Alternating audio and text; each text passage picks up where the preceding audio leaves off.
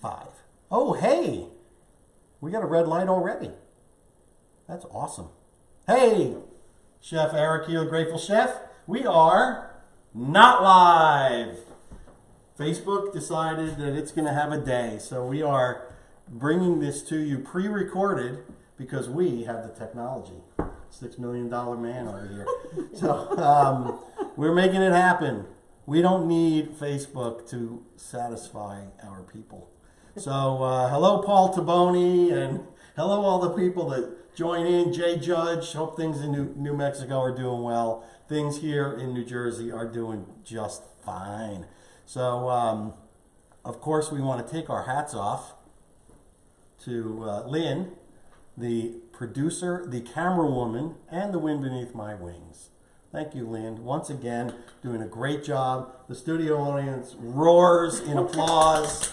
Yay! And speaking of studio audience, today we have 2 old friends. Not old in age, old in connection with me, the Grateful Chef.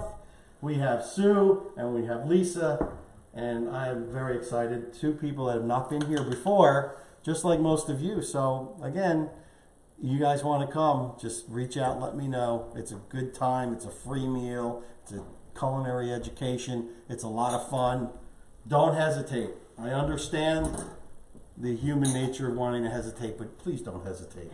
It would make me very grateful to have you in my kitchen. So that being said, we're going to get right to the heart of the matter, what we are making this week. We're making salmon teriyaki. This is a dish that I threw together for Lynn for lunch one day, and this was like 2 weeks ago, not even 2 weeks ago, and she said this would make a great Facebook Live, so we're doing a Facebook Live. It's a really simple, another great recipe to make during the week. Doesn't take a lot of prep work. It cooks up really fast, and it's really healthy, and it's homemade stuff. So it's teriyaki. We're making our own teriyaki. We're not buying the jarred stuff. No chemicals. It's all natural stuff. You're going to love it. It comes together very quickly.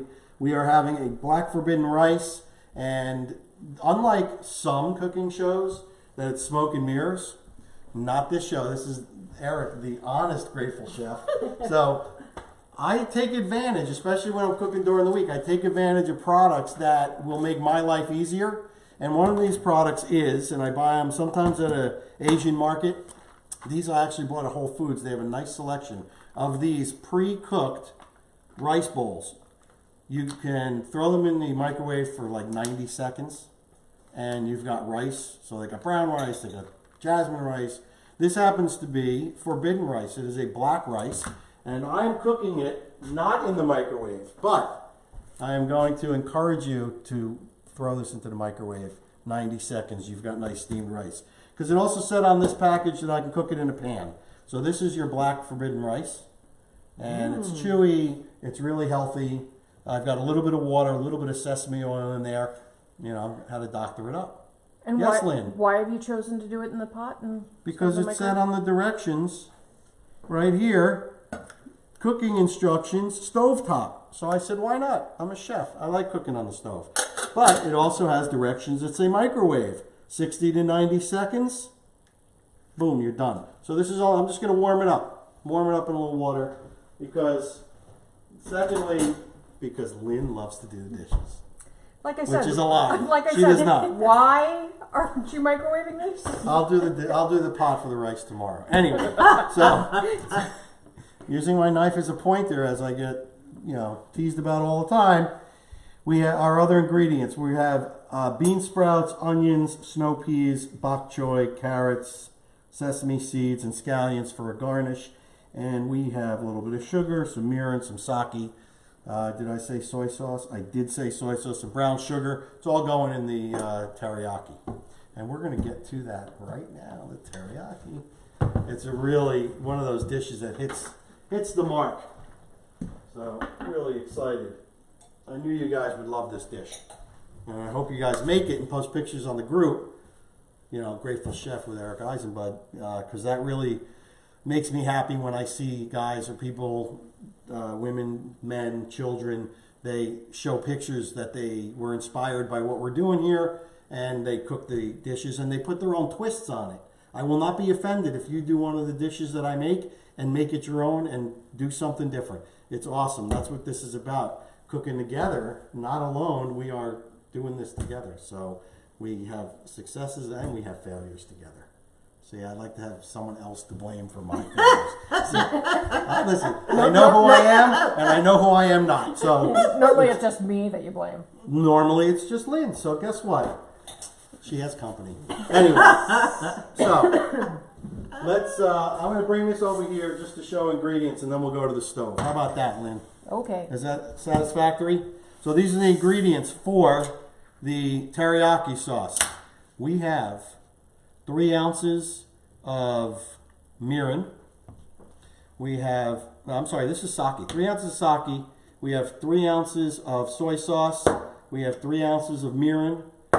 This is 3 ounces of brown sugar. This is the oil for the vegetables. And we're basically going to put those together. We're going to bring it to a boil. And this is a slurry commonly used in Asian cooking. It's cornstarch and water. So you want to do equal parts. This is a tablespoon and a half of cornstarch mixed with a tablespoon and a half of water. And you always use cold water, not hot. And you can see the cornstarch is in the bottom, and pardon my finger, but it's really the best way. You just want to mix it up. It feels like sand in the bottom. So what you're going to do before you pour it in, you're going to make sure you loosen it up and mix it again with the water till you don't feel the sand in the bottom. And then you're going to pour it in. And the thing about using cornstarch to thicken is it won't realize its full thickening ability until you bring it to a boil. So, you know, don't just pour it in and then shut it off. Bring it to a boil, and that's when it will realize its thickening abilities. And you don't want to add too much, because that, if you ever go to a Chinese restaurant and the sauces are like gloopy and sticky, you know, you just, you know, can add. I'd rather have you add less than add too much, and you'll have to experiment. But yeah, so that's that for this. We're going to go to the stove. Are you ready? Yes, we're ready. Awesome. We'll put the blower on a little bit. We don't need it too high right now. All right, so I'm doing the teriyaki sauce in this little pot. Yes, ma'am. Oh, I got something in your way. My bad. Can't blame her for that. Anyway. Good try. Nice try. So we're going to put our pan, and this is it, man. This is it. We've got our sake going in.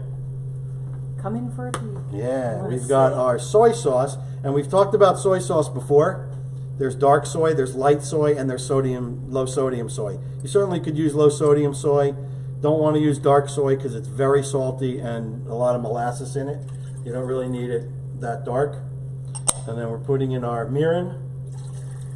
So right now we have sake, which is, we're going to cook the alcohol off, but that's like a, you know, it's like any other liquor that you might use, but sake works for this.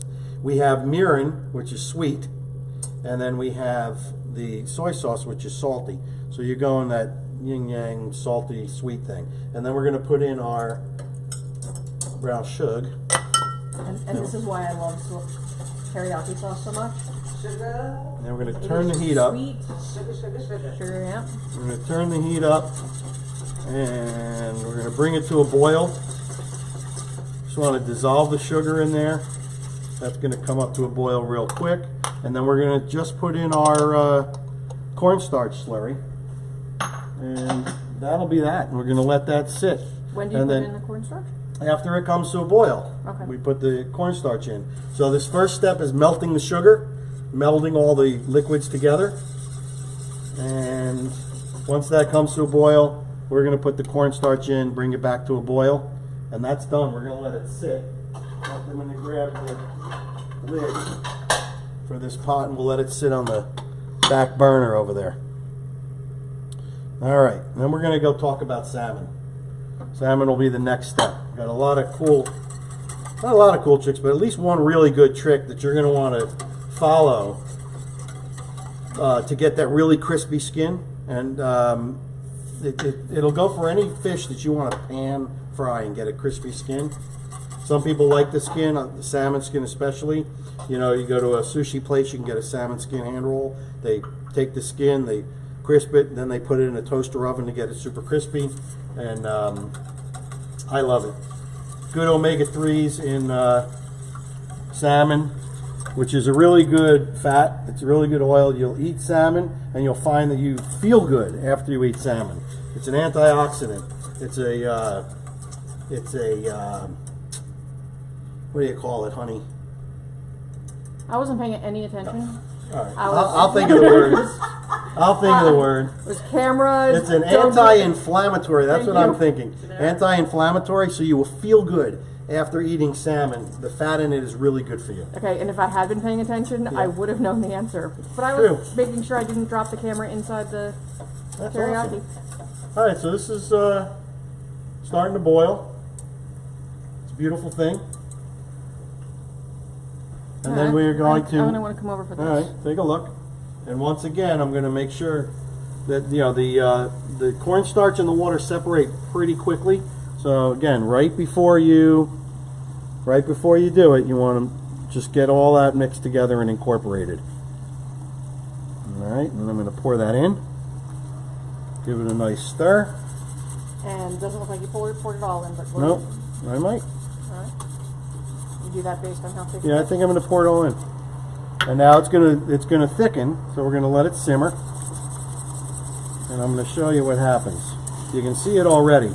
When you see small bubbles like that, that is the sign of thickening. You can see that it's already thickening. Beautiful thing. I'm gonna turn it off. That's all we want. So that's thick enough? That is thick.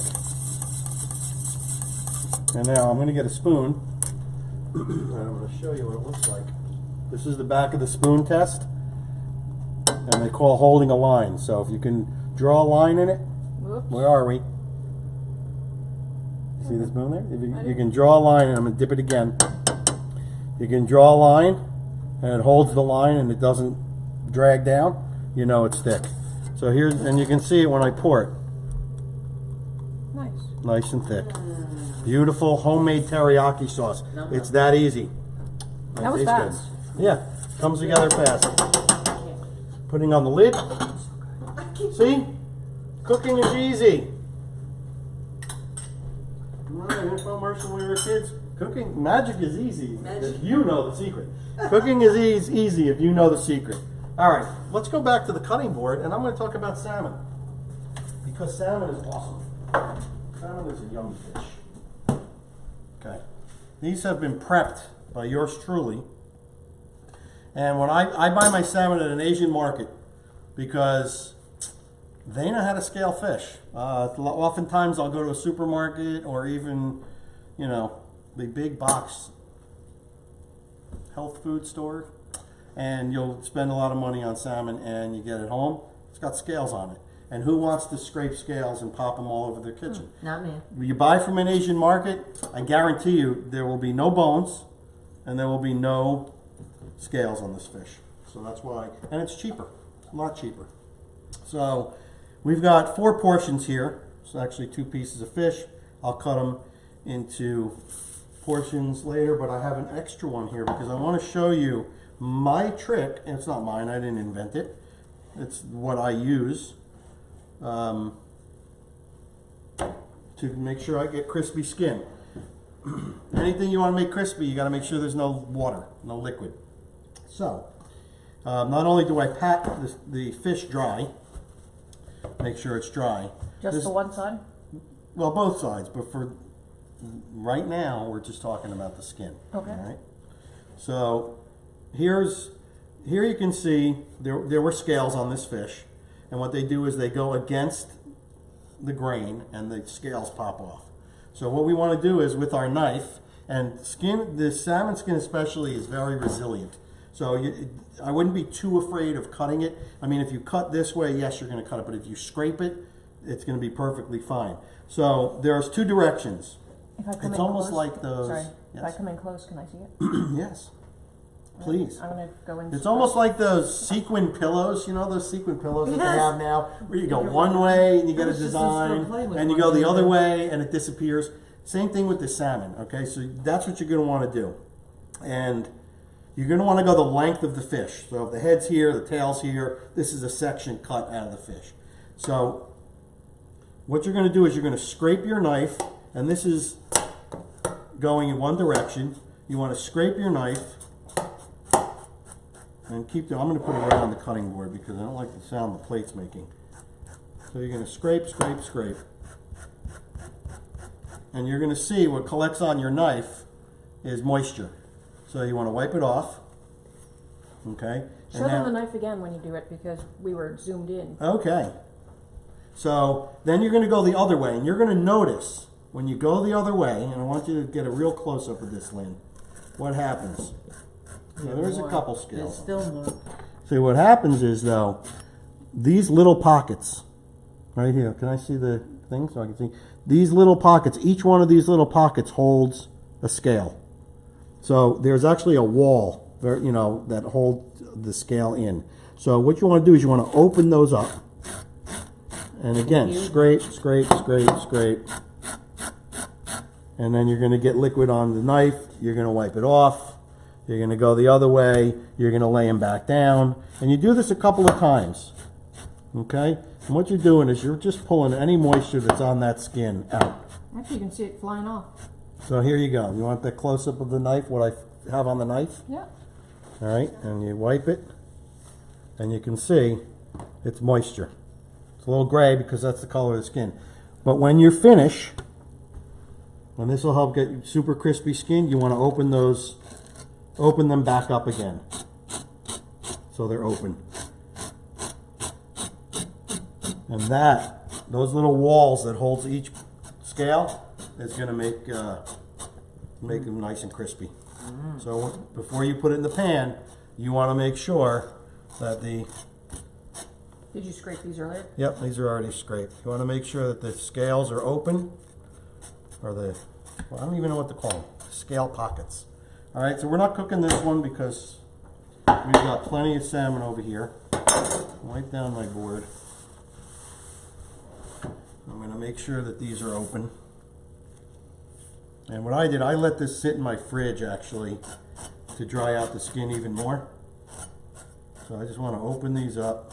So, Chef, did you let them sit open, uncovered? Yep, just for about a half hour. Okay. You know, just to get, here we go. I'm going to get this open. It's worth the effort to get rid of the moisture. We'll get nice crispy skin. I say so much so that I normally don't like salmon skin, but when he makes it all crispy, it's pretty good. All right, so now I'm going to cut these into smaller portions. The crispiness comes out evenly on all sides, yeah? Yep. Okay. They're in big portions, but that's the way the fish was running. Two are bigger than the others because this is the belly side. And when I made it for Lynn, I made it with just the belly. I had a whole side of fish and I was able to get a nice piece of the belly. They didn't have whole fish available, so I had to buy these pieces, and it will be just fine. So there'll be 2 belly pieces and 2 center cut pieces. And you can see, if you see this fish, all this is marbling of that nice fat. So that's what you want. Marbling on salmon versus marbling on beef? Same kind of thing as Yeah. fat is flavor? Fat is flavor, for sure. And I didn't know that there was marbling on fish. yeah, this is all that white is fat. So nice and tender. And so this is just a better fat for you because it's the omega-3 fat and not, you know, just pure animal fat. All right. So, of course, we have to season our fish. Because like Emeril Lagasse said, I don't know where you get your fish from, but mine doesn't come seasoned.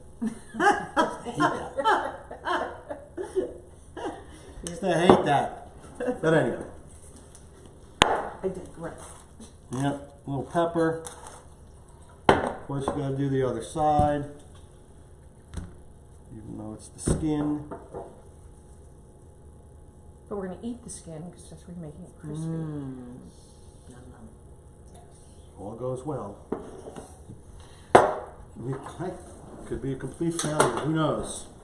All right. we are going to bring our pans over. You want to come to the stove? Bring my friends over here to the stove, please. Let's see.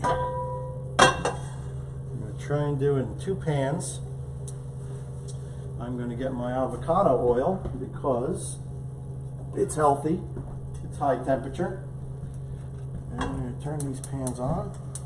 Do you use other oils like grapeseed? I do use grapeseed oil. Why would you choose a grapeseed or an avocado versus the other?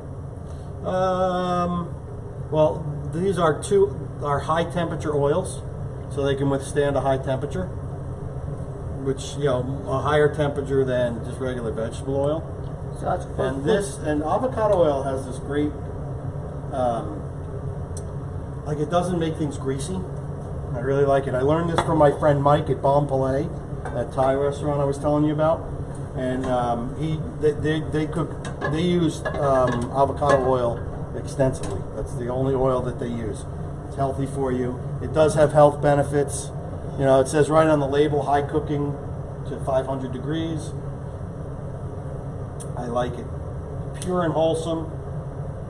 So here it says extra virgin olive oil is good to 375. Virgin avocado oil is 400. Canola oil 435. But this avocado oil from this company 500 degrees. So, and it's a mild flavor, so it's not like olive oil. You could get that bitter flavor, right?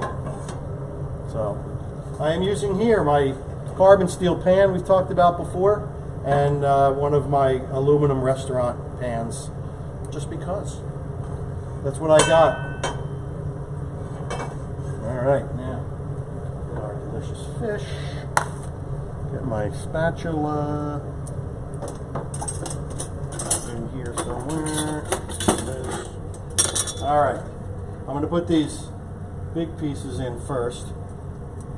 And what you want to do is test it, of course. And what are you checking for? Just listening for that sizzle. And when you put things in the pan, I want you to move the pan, especially when you're afraid of something sticking. Does it help with splattering? It does not help with splatter, because when I throw stuff in the pan, I splatter. But we just want to let this go. We're going to get these. These are going to cook at 2 different times. So we got to keep that in mind. Sorry, the different pans are, or the different The 2 different size fish. So. Okay. Do these pans cook at different temperatures? Yeah, well, yeah, the carbon steel will hold the heat better than the aluminum. My concern right now is just the skin not sticking, and it does not appear to be. So now we can let it get that nice Maillard effect. I'm going to change out my towel here, because you're going to want to pull off. I'm going to take the towel.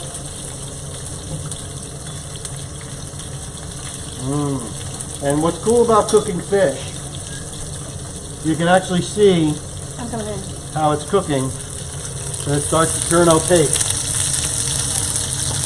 Okay. And you know, you're pan frying, so you are going to get a little splatter. I would not worry about it. I'm just going to let it go.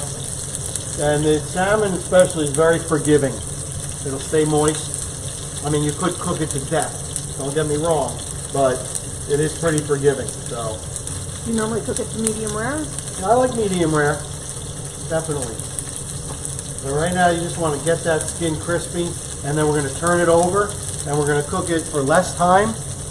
So, How long do you think you should cook it on one side? well, it's all going to depend on the size of the fish, but that's the.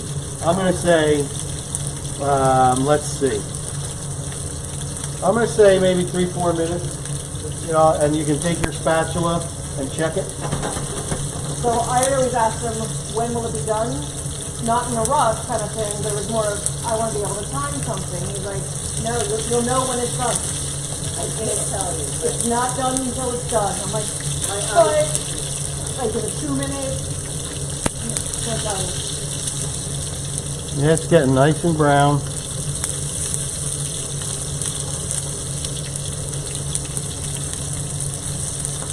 And like I said, the bellies are going to come off first because they are much thinner. Lefty? Getting there. No, want to do it lefty? Lefty? Oh, okay. Thank you.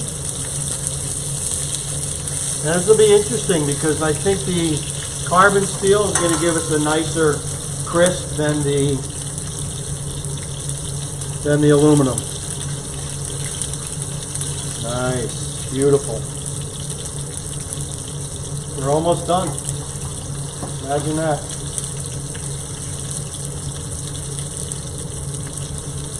Okay, this one I'm going to flip over, lefty, because I can't do it that way. Move over to him. Thank you. Much better. Flip it over real quick. Look at that. Wow. Always flipping away from you so you don't burn yourself.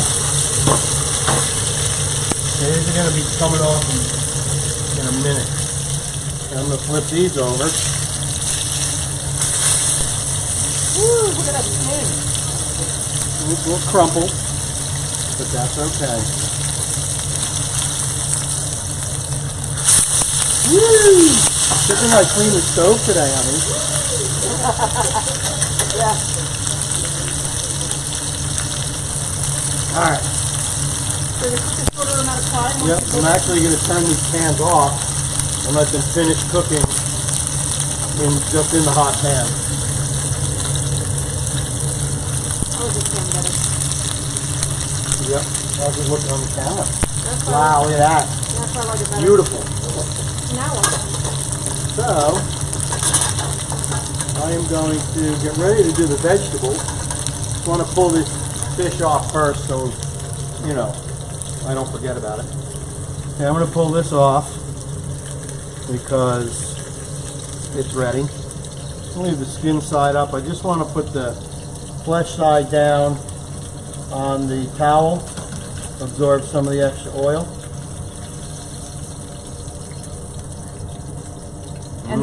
And the opposite spatula? This makes it easier to get into the pan. Yep, I think I'm going to let that go. It's a little bit thicker here, so let's let that go. Turn that fire back on just a little. Cook by feel, folks.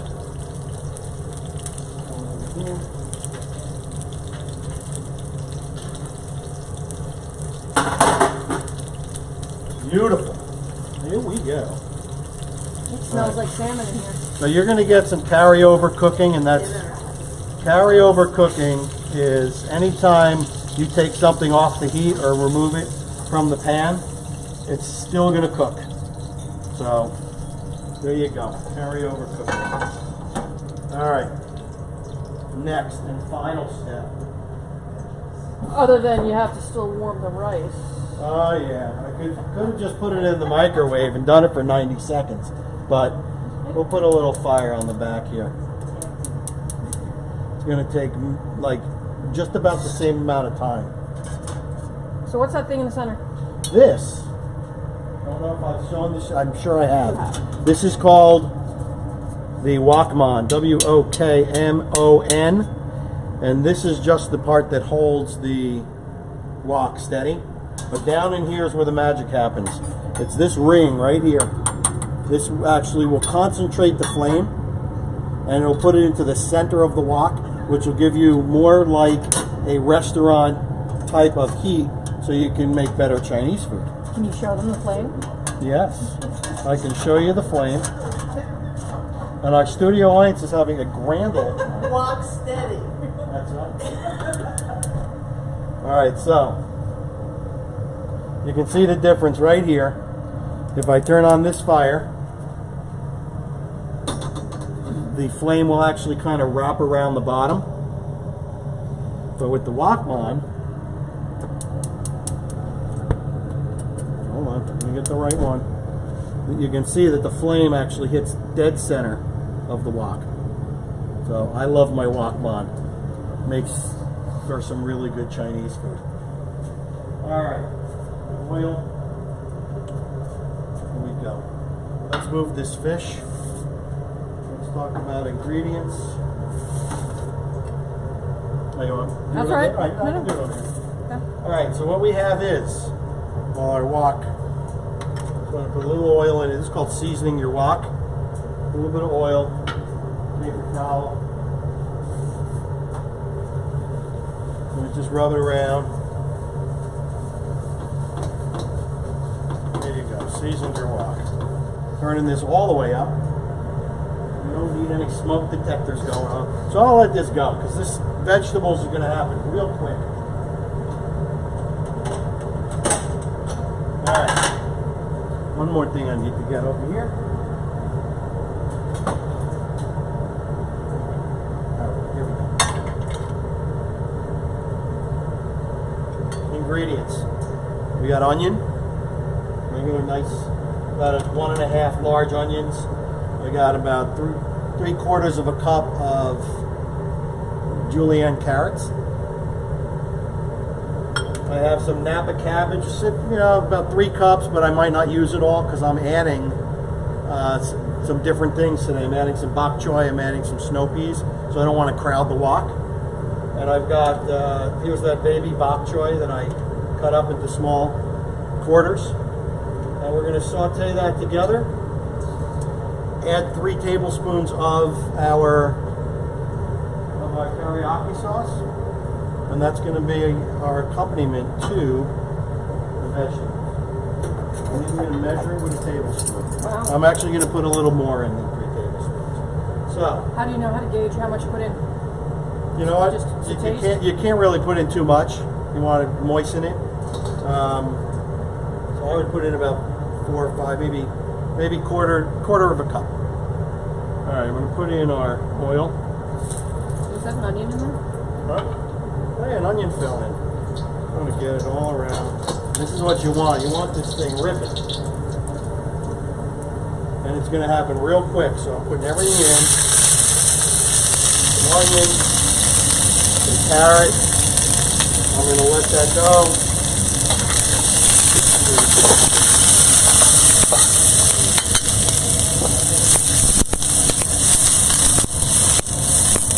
If you're getting smoked out there, honey.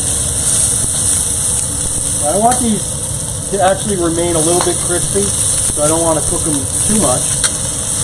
You'll pick up a little bit of that browning already. The wok hay. It's called wok hay. That is, I'm going to put in some snow peas while I'm chatting away here. Wok hay is the breath of the wok. You'll pick up a smokiness from the wok. A little bit of snow peas. Make sure this is cranked. And I want them to retain their color.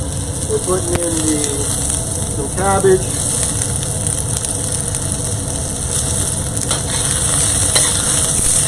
Nice. And you can do just the teriyaki sauce and just these vegetables and have a perfectly fine meal. You don't even need the protein. We're going to throw in some bean sprouts. Real healthy stuff. And we're going to throw in the bok choy. Just like that. We had a jumper.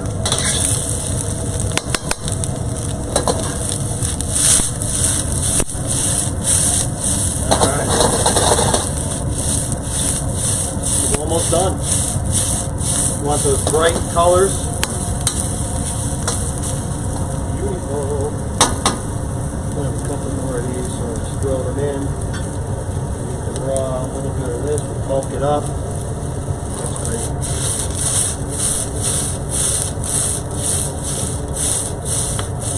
Alright, at this point, we're going with our teriyaki sauce.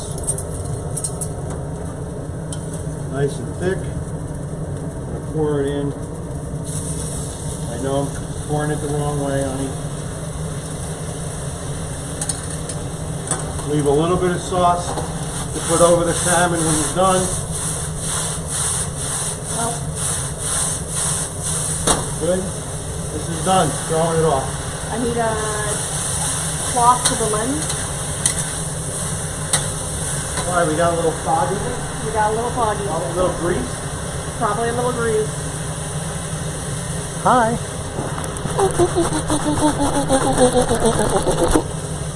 Oh, hello. Thank you. All right. Done. Done and done. What about the? You say something about the green stuff? What about it? Okay. Oh, yeah. Have you been paying attention? No. All right, so we got our forbidden rice, nice and hot. And we're getting ready to plate. Woohoo, quick and easy. Sorry, I was Would you like some more? I was focused on the foggy lens. Okay. I mean, we can put in more bok choy if you want. I'm good. Bok choy is nice and I like cooks bok quick. It'll wilt down. You can eat it raw. It's fine. All right. This looks great. All right.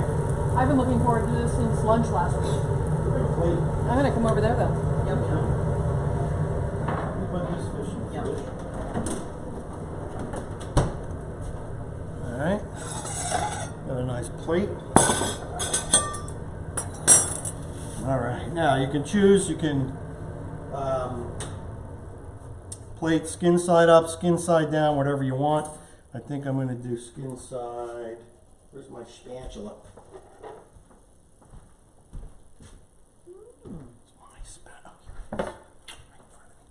Okay, so I'm going to do skin side up.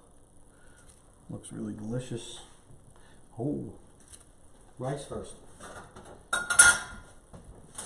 I'm gonna come around to your plate on the other side. All right.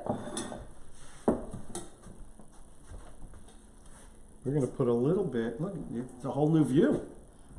Why is it called forbidden rice? You know what? I don't know. Because it's not white rice? I don't know. You're not from. You're It's forbidden from forbidden? eating Yeah. anything but white rice. All right, so we got our rice. We're going to put our It's a really cool vegetables. color against the black plate. Isn't that great? Yeah. I love it. We're going to grab some vegetables out of our wok. Nice. Put that right on the rice. This is a really nice dish to make if you have friends over. It looks really nice. Make sure you get some of the snow peas. Or it's a really nice meal for Wednesday. Or it's a nice meal for a Wednesday. Especially when you just microwave the rice and you have one less pot. Was that a dig? I think No, that was a dig. no, not at all. All right, fish. Look at that. Yeah. Teriyaki. A little bit of sauce. Sauce. Oh my goodness. Love it. Put some on the plate. Make sure you get enough for your rice. Beautiful. And then, as if that weren't enough, we are going to do our seeds. Sesame seeds. I can open the container. Oh, beautiful. Just that right there changes the whole look of it. And then It the just little keeps greens. it just keeps getting better. Yeah. And if that weren't enough, the final garnish. One of the first garnishes I learned how to make in culinary school. Out of scallions, you actually cut the bottoms, you cut them open, put them in ice water, and they open up. Oh, beautiful. So we're going to put that right there. That's all fancy. And there you have teriyaki salmon with teriyaki I'm vegetables. gonna come in. Real simple homemade sauce, really healthy, really fun to make, impressive for friends, just to have on a weeknight. This is a really good dish. It's a go-to dish. You're gonna love it. Let's. Dig in. I'm gonna let Lynn taste this one. Dig in. Woo! How about that? I'm good. I am gonna let Lynn. Now the skin is nice and crispy. fish is absolutely delicious. All right, Lynn. A little bit of rice. Here we go. And tell me what you think of that dish. I'm so happy. She said she's so happy. So, listen, it's easy to make Lynn happy, especially with great food like this. So make this for you and your loved ones. Next week, hopefully, by next week, Facebook will have their live, not even live, their stuff together. And we will do this again next week, where I think we might have a special guest, my daughter, home from college. So we're going to do something with her. It's going to be excellent, outrageous. So as always, I'm grateful that you join us for Facebook Live and even not live. And I want to remind you to be nice, be kind, eat well. And we'll see you next week on the next episode of Cooking in the Kitchen with the Grateful Chef.